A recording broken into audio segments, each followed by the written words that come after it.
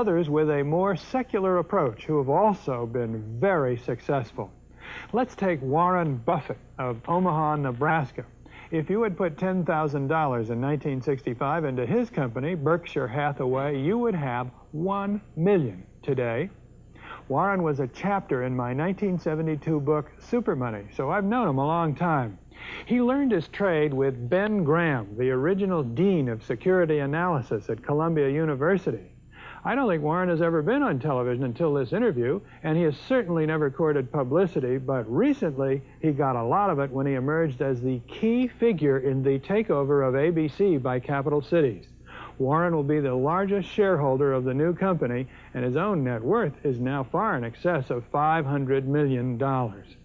But when I spoke with him last fall in his office in Omaha, he very characteristically made his investment style seem so perfectly simple. The first rule in investment is don't lose. And the second rule in investment is don't forget the first rule, and that's all the rules there are. I mean, if you buy things for far below what they're worth and you buy a group of them, you basically don't lose money. Warren, what do you consider the most important quality for an investment manager? It's a temperamental quality, not an intellectual quality. You don't need tons of IQ in this business. I mean, you have to have enough IQ to get from here to downtown Omaha, but you do not have to be able to play three-dimensional chess or be in the top leagues in terms of bridge playing or something of the sort. You need a stable personality. You need a temperament that neither derives great pleasure from being with the crowd or against the crowd, because this is not a business where you take polls. It's a business where you think. And Ben Graham would say that you're not right or wrong because 1,000 people agree with you. And you're not right or wrong because 1,000 people disagree with you. You're right because your facts and your reasoning are right. Warren, what do you do that's different than 90% of the money managers who are in the market? Certainly most of the professional investors focus on what the stock is likely to do in the next year or two, and they have all kinds of arcane methods of approaching that, but they do not really think of themselves as owning a piece of a business. The real test of whether you're investing from a value standpoint or not is whether you care whether the stock market is open tomorrow. If you're making a good investment in a security, it shouldn't bother you if they close down the stock market for 5 years. All the ticker tells me is the price. Yeah. And I can look at the price occasionally to see whether the price is outlandishly cheap or outlandishly high, but prices don't tell me anything about a business. Business figures themselves tell me something about a business, but the price of a stock doesn't tell me anything about a business. I would rather value a stock or a business first and not even know the price, so that I'm not influenced by the price in establishing my valuation, and then look at the price later to see whether it's way out of line with what my value is. So Buffett chose to stay in this world, Omaha, Nebraska, where corn grows just minutes from downtown. Now, Omaha is a nice town, but nobody claims it's a world financial center. Here, the only thundering herd is actually on 4 feet. Don't you find Omaha a little bit off the beaten track for the investment world? Well, believe it or not, we get mail here, and we get periodicals, and we get all the facts needed to make decisions. And unlike Wall Street, you'll notice we don't have 50 people coming up and whispering in our ear that we should be doing this or that this afternoon. You appreciate the lack of stimulation here? I like the lack of stimulation. We get facts, not stimulation here. How can you stay away from Wall Street? Well, if I were on Wall Street, I'd probably be a lot poorer. You get overstimulated in Wall Street, and you hear lots of things, and you may shorten your focus, and a short focus is not conducive to long profits.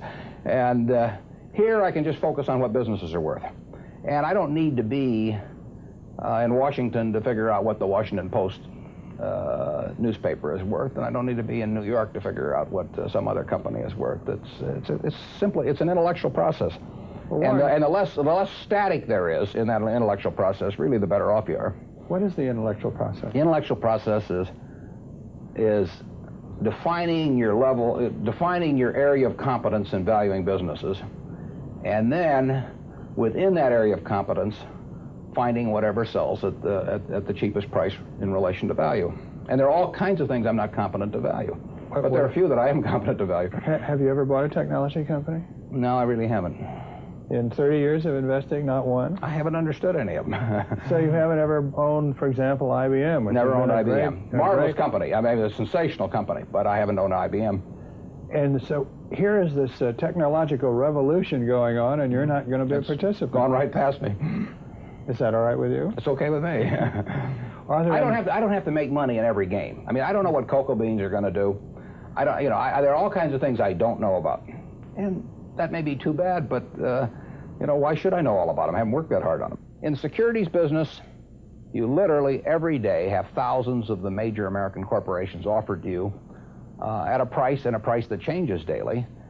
And you don't have to make any decisions. You have to make, nothing is forced upon you. So there are no called strikes in the business. The pitcher just stands there and throws balls at you.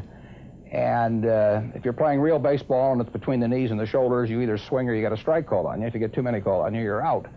In the securities business, you sit there and they throw U.S. Steel at 25 and they throw General Motors at 68, and you don't have to swing at any of them. They may be wonderful pitches to swing at, but if you don't know enough, you don't have to swing.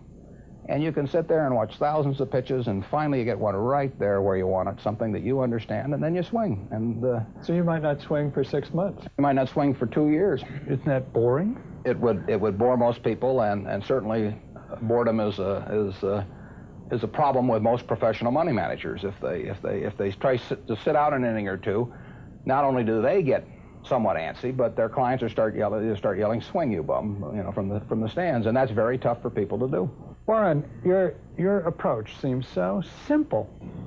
Why doesn't everybody do it? Well, I think partly because it is so simple. That the academics, for example, focus on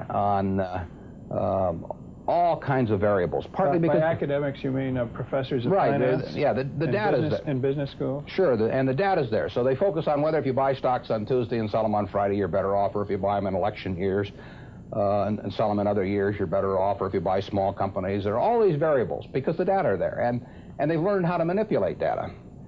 And as a friend of mine says, to a man with a hammer, everything looks like a nail. And once you have these skills, you just are dying to utilize them in some way, but they aren't important. If I were being asked to participate in a business opportunity, would it make any difference to me whether I bought it on a Tuesday or a Saturday or an election year or something? It's not what a businessman thinks about in buying businesses. So why think about it when buying stocks? Because stocks are just pieces of businesses.